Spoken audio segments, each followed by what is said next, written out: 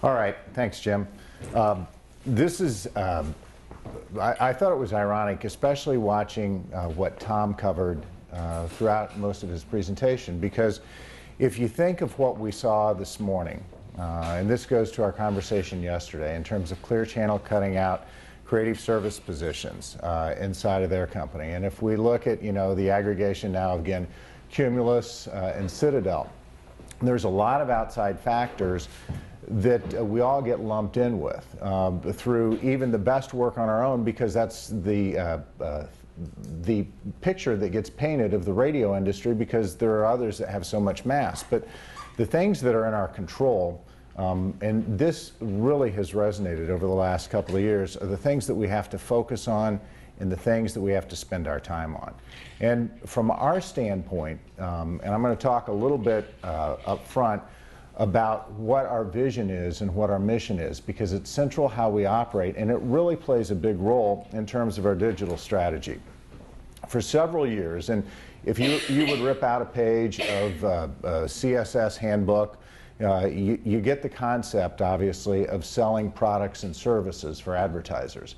And for most of us in the size markets that we operate, that is central to how we do our business. And although we do take transactional business, we also realize that's not the area where we can really control our destiny. And if you would come in our operations, whether it would be in Rockford, Eau Claire, or Santa Rosa, you would see brainstorming sessions, you would see sessions where we are working on marketing objectives to create solutions to people's marketing and advertising problems.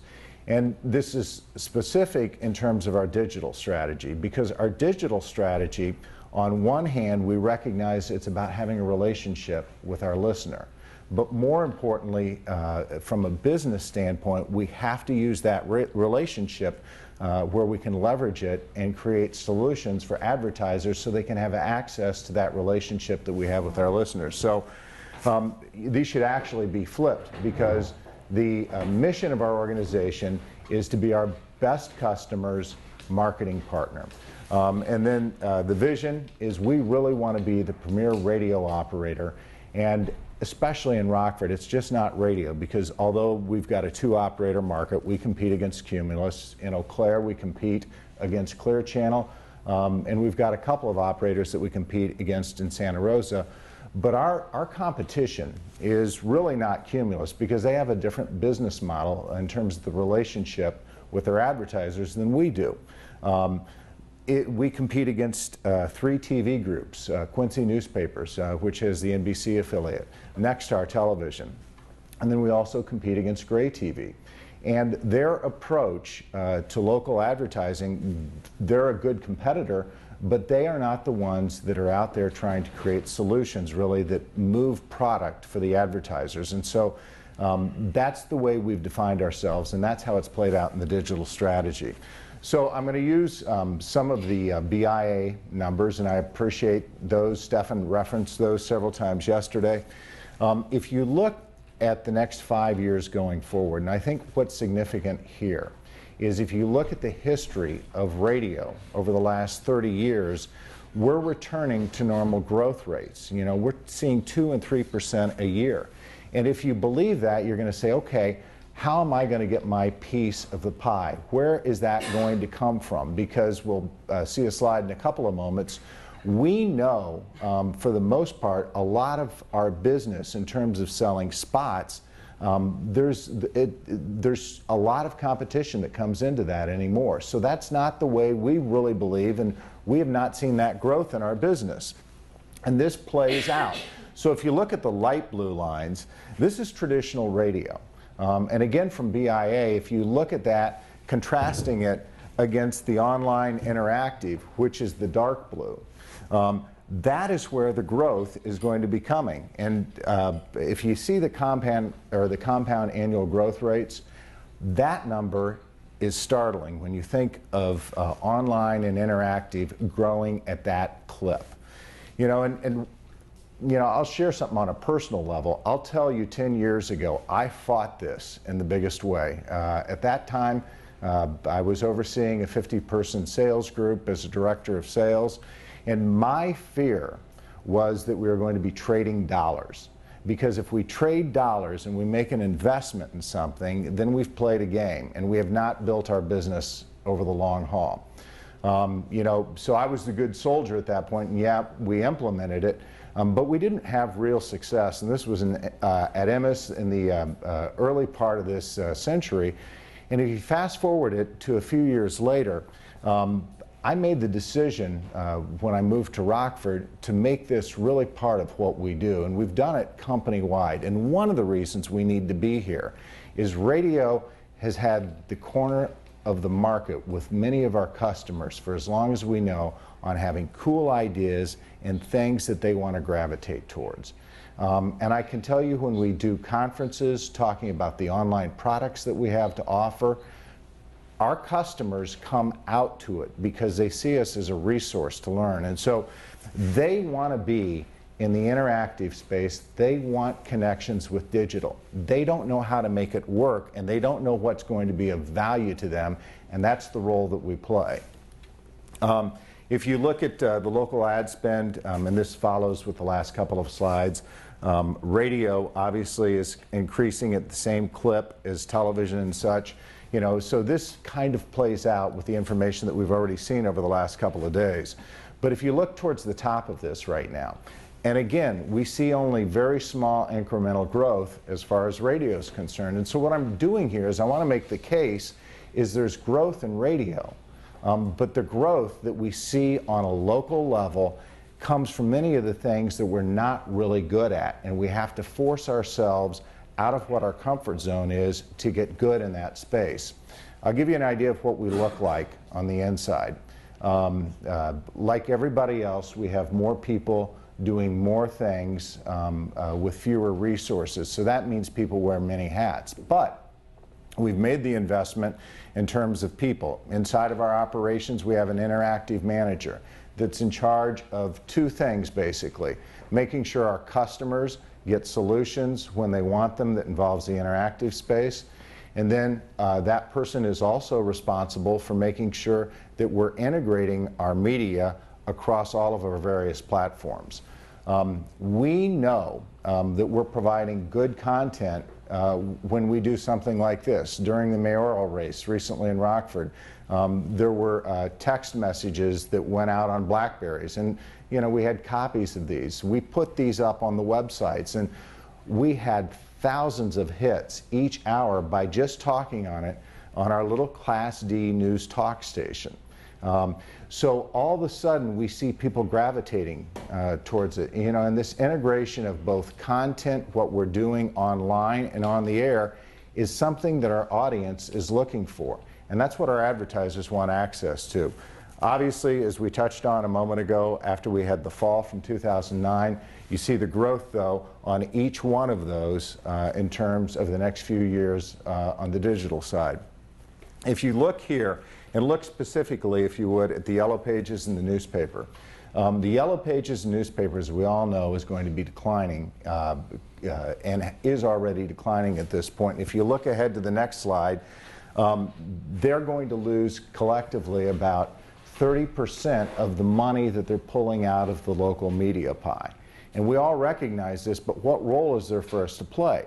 Well, from a business standpoint, and if we'll go back here for 1 second, radio right now, in terms, if you think a share of the mind with our advertisers on a local basis, has about 10%. You know, we're going to see some of that growth, you know, and as we've referenced in these earlier slides, we have to be in the digital space for this to make sense.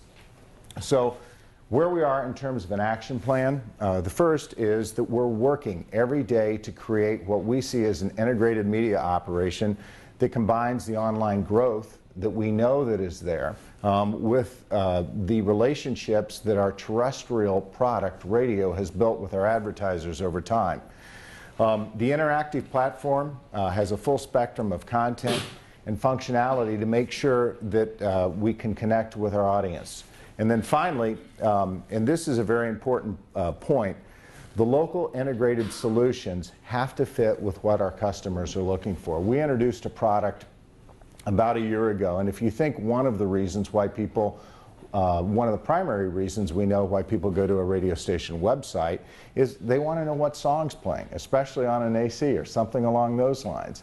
And so, you know, we picked up Tune Genie, and it gives us the ability to do a number of things, but this is the type of widget or sticky item that we have that ties in what our advertisers are looking for. And we have built specific programs off of Tune Genie. One of them on our rock station was with a tattoo parlor. And it enables them to put a feature up there that we ended up doing, which was called Rate My Ink. So it was an interactive feature. It worked well with that format. We were able to provide all types of metrics and analytics, but that wasn't really what sold it to the advertiser. It was a chance for them to showcase their work in a different way. And that's what people are looking for right now.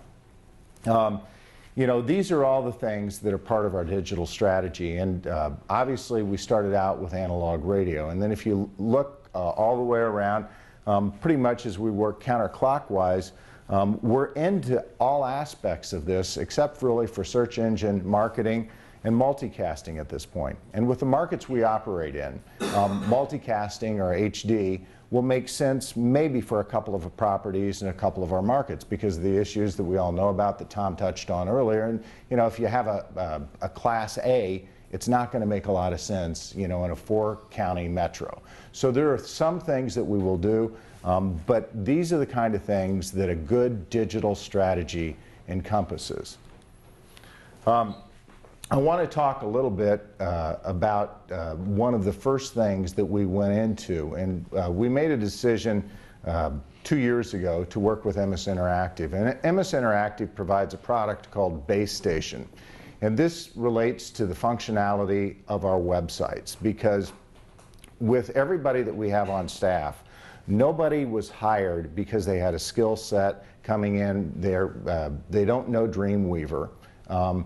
We do have people that are good on graphics. We do have people that have art backgrounds, but we have to recognize in the size markets that we operate, people aren't going to be able to author their own websites on a product as complex as Dreamweaver. So whether it's Triton or whether it's MS, there has to be a functional product that makes it easy for the folks inside of our operation to be able to work it.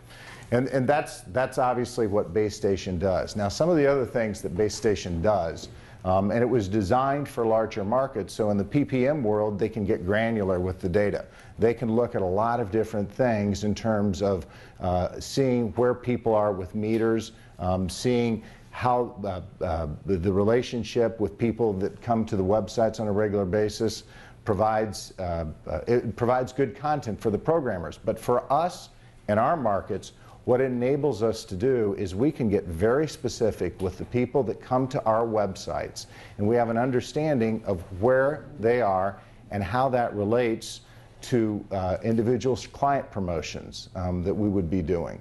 If we have somebody that's indicated, and we do a lot of database work, that they have an interest, say, in buying a car in the year coming up, and they live in this area of our metro, we send out email blasts through a base station, and we can connect with people, and we know if we're going to be doing some type of an event with an auto dealer, we have a way to connect with people that are going to be much more likely to be coming into that location and be interested. So the base station gives us a level of functionality, and we have to recognize when we're on the internet that we're competing with radio stations and other people that have a very professional look, and we have to have that same level of look, because just as we heard earlier today when Sean was talking about streaming and it being a bad experience, our presence on the internet has to be viewed in the same way, that it's a reflection of our product. And so when we were searching for products, the reason we chose Base Station was ease of use, and we have people that don't have a lot of experience coming in but can make it look very professional.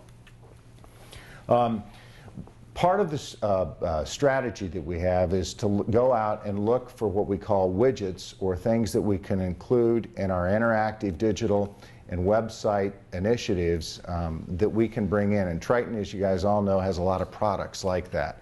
One of those I already referenced was Tune Genie.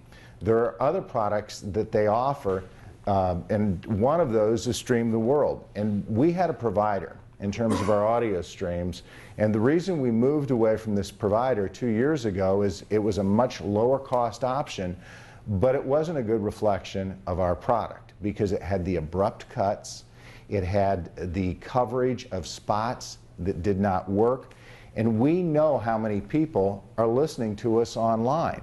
And so that was another reflection, and that's the reason we had to go with a product like Stream the World. So yes, it's more expensive, but what it also enabled us to do was integrate Ando at this point in time. And although we don't use all of the metrics and analytics that Ando provides, we have those available, and especially when we're dealing in the transactional world, that comes up, and it gives us the ability to compete as we need to when we're doing some type of a transactional price-sensitive buy with regional or national business. This year we're spending a lot of time in terms of working on the relationship side. And many of you, I'm sure, are aware of Sticky Fish. Sticky Fish is a great product from the standpoint it connects you with a lot of people. It is a database product that can be done with contesting, and if you remember the birthday game from 15 years ago, appointment listening, these are the kind of things that Sticky Fish can do. We've run it for 5 years on Wax, which is our country station, a Class C up in Eau Claire. And we believe in a large part it's been one of the big difference makers between us and Clear Channel in that market in terms of connecting with people. One of the things that's interesting is there's really two schools of thought in terms of how you operate a database program if you're at a radio station. One of those is you have a very small and intimate, or a small group of people where you have an intimate relationship with. And that's our model that we use through base station with Emmis. And for example, at half of our stations right now, we're running the Emmis model. And this is high connectivity. We have mobile phone numbers built into this, where on middays on our AC station, we actually will be texting our on-air personalities back and forth with the audience. And then we'll reference something on air when we get texts back from people. That's a different model than the Sticky Fish model. And both of those models work, but we made the decision based on where each one of the radio stations is, what kind of listener engagement product are we going to use? And I would encourage everybody as you're looking at this, if that's not part of what you do, you have to commit the resources at some point to build a relationship with people in an additional way than we have with our traditional tower system, because as people are becoming more accustomed to doing different things, it's not about changing our brand, it's about connecting with them in an additional way. Listener-driven radio, you may have heard of. We're going to be introducing that later this summer. It's important because, again, we're not going to be changing the way necessarily that we program our radio stations, but if the listeners feel that they can have a voice, and if you think of it in terms of a pop or a hot station, that they can actually vote on songs. We've seen stations over the years do this very well. That's what this product LDR is, and that's something that we're going to put on some of our stations for another connection like that. Vibes Media, again, this is about connecting with the listeners in terms of a text or a mobile environment, and that's what a product like Vibes does. For a couple of years, in a couple of our markets, we've used a product called Textcaster. And it's a good product, but it's really a one-way relationship in terms of mobile. And for a mobile strategy that's based on text to really create any kind of a relationship with the listener, it has to be two ways. And that's one of the things that this will enable us to do. What's great about Vibes is they've got it at reasonable price points depending on what the market the station is. And again, like Emmis, we needed something that was going to be easy for us to use, and that's our first criteria when we've gone in and selected these. Probably our biggest challenge. Tom and I were talking about this just before he went on, and I think this is a challenge for all of us. It's an element of focus, and what kind of commitment are we going to see all the way through the organization? We've been into digital really in a serious way for the last 5 years. And yes, I'm pleased that we're above 7%, almost to 8% at this point. But that's not enough, and that's not going to be enough to drive our business long term. 7% of revenue? Correct. You know, one of the reasons we need to keep pushing on the digital front, and we have, for example, we don't have lines inside of our station other than for 2 positions that are interactive positions. Everybody's got a relationship in terms of interactive. And it's got to start at the top of the organization. And the vision that you saw early on is what we push out throughout our entire company. It's got to be embraced by the senior leadership, and it has to be continually reinforced. And we don't see digital as something different than what we're doing, because again, if you think back to that first mission statement that I talked about, which it was the customer-focused selling one, it's about moving goods and products or services for somebody. And our digital supports that. So it's got to be a common theme that's pushed throughout the organization the entire time. And that's why we keep going back to things. You know, we evaluated a number of groups this year. We're making the decision to work with MS Interactive in terms of sales training. You know, there are a number of good groups out there. BIA is also doing some of this work. If there's not ongoing training from a resource outside of the organization, because this sphere is new to so many of us, it's going to be tough to get traction, and we've seen that over the last few years. You know, the first slide you saw about basic, which is the basic training, the elements that we're going to provide this year, we're upgrading our mobile efforts, and so that's going to be a key component of our training. One of the areas that we have not fully utilized is understanding what the database is. And we've got 2 people in each one of our markets right now that are really getting trained on this on a regular basis each week, because this is another way that we can continue to build the relationship with listeners. And when we talk about GeoStation, that's a product that we have, that we need to get trained on, that we need to further develop, because again, this is about an additional connection with people. One of the areas that we have to keep fighting through, because we're asking people to do business differently than they did before, is understanding what their role is, and we constantly have to work through this. And this is an ongoing element of the training that we're doing now and will do throughout the year. I touched on the results for a second, and one of the things that's been very important to us is that we recognize money that is going into digital as digital money. And so from this standpoint, these dollars, and I remember seeing things in the trades 2 years ago with some of the group heads talking about, well, I don't want to be in the digital space because it's trading money. These are pure digital dollars. And so really when we started the effort in 2007, you know, it was very small for us.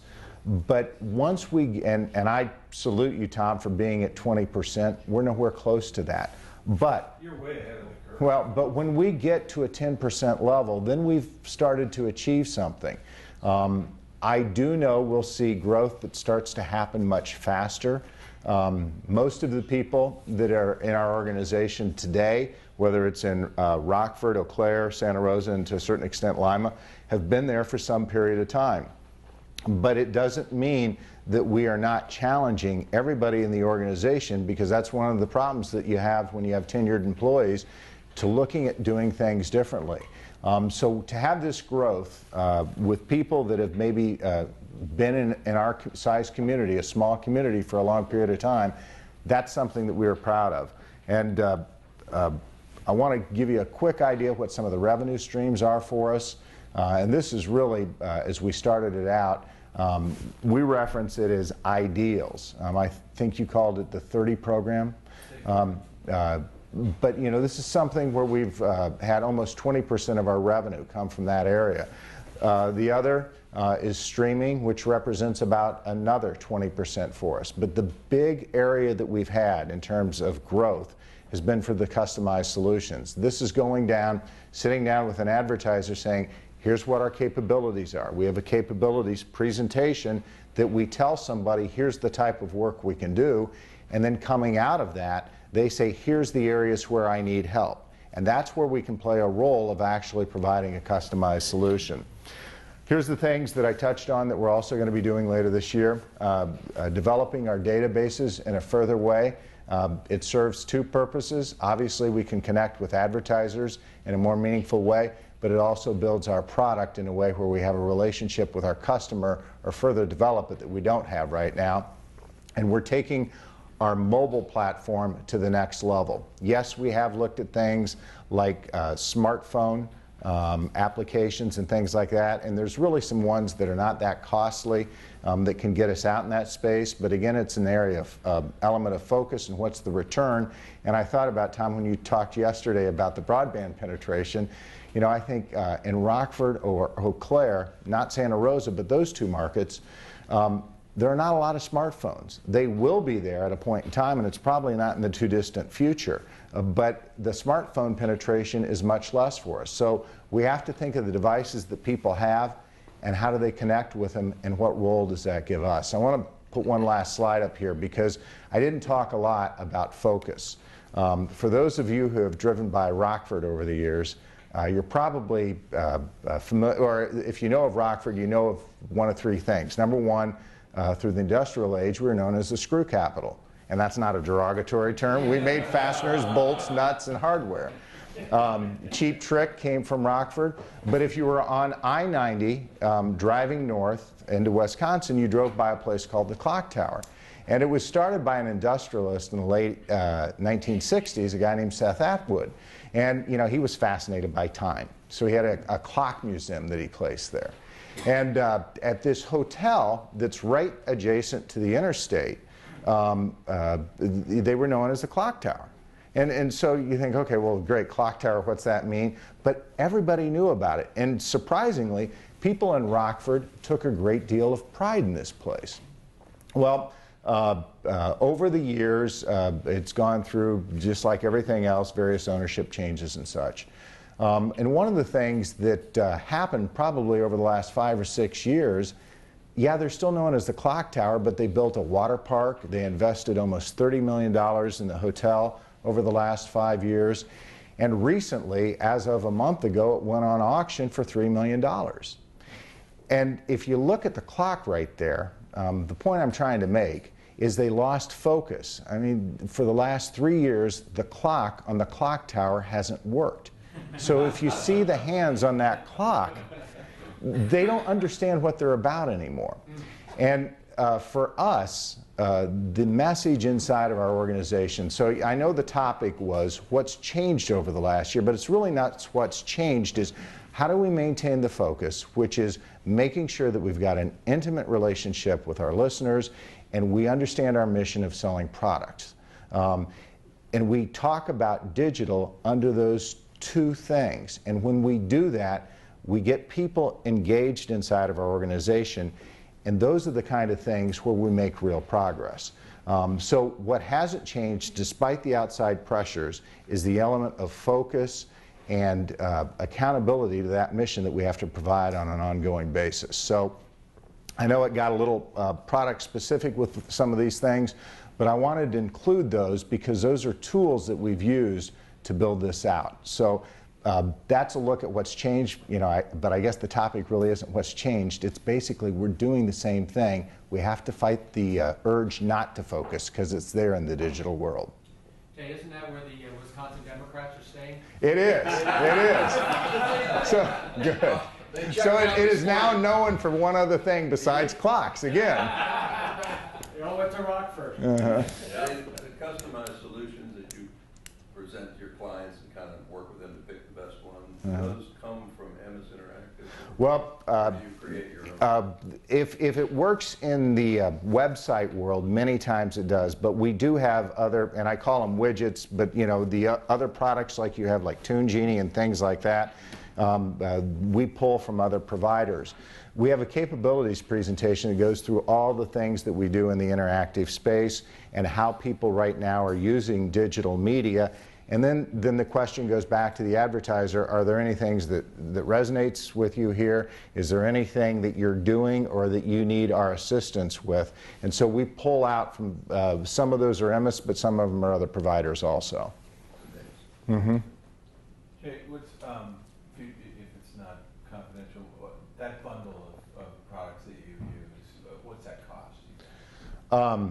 We are, if you look at just our digital revenue against digital expenses, you know, and we include everything in that except if there's a job that is shared responsibilities. For example, if we've got a PD that is spending time putting in show content, podcasts, and interviews, we don't expense that out. But everything else, we're running at almost a 50% margin right now in Rockford in terms of revenue and expenses. So it's good business for us right now. But you know, when we introduce a new texting program, I know we're going to lose money on that in the first year. And do you get discounts for adding more of those programs from the same provider? It depends on the provider. You know, with Emmis, we deal with them just on a cash basis. You know, there are others like Intertech, et cetera, that you can do a mix of barter, or you can do cash and barter. It's a cool tool. I like that. Who manages the process? Is that done out of corporate, or is that? You have 4 locations. Right. In each one of our markets, it is done. Oh, gosh. Is that your? I didn't mean to zap anybody if I did. In each one of our markets, we manage it. We're decentralized in that respect. I know that's different than some of the companies that are out there where there's more of a central or an aggregation of some of it. We felt it gave us the ability, and one of the reasons we decided to do it was we believed we needed to create revenue from a custom standpoint, and we felt if we centralized it, we wouldn't be as effective in doing that. Well, Jeff Haley was saying last year that 4.6, Rick, was that what he predicted the goal? That was the goal, right? So, so you're meeting it well. And they're not at that.